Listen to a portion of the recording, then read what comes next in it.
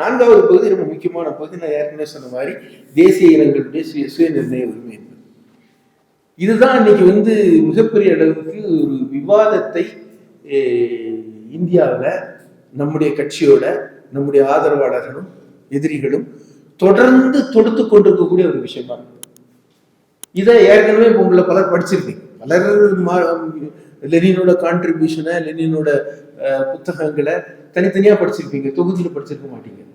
இது அநேகமா பெரும்பகுதி கட்சியினுடைய ஸ்தாபனத்துல பங்கு வகிக்கக்கூடிய செயல்படக்கூடியவர்கள் ஏதாவது ஒரு காலத்துல ஏதாவது ஒரு தேவையில நீங்க படித்த புத்தகமாக இருக்கும். லெனினுடைய இந்த பங்களிப்பு இருந்தது.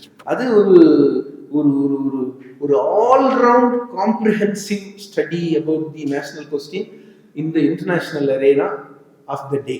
அன்னைக்கு இருந்திருக்கிற சூழல்ல ஐரோப்பிய சமூகத்துல இருந்திருக்கக்கூடிய பலவிதமான தேசிய இனங்களோட சுய நிர்ணய உரிமை சம்பந்தமான ஒரு ஸ்தூலமான படம் பிடிப்புன்னு சொல்லலாம்.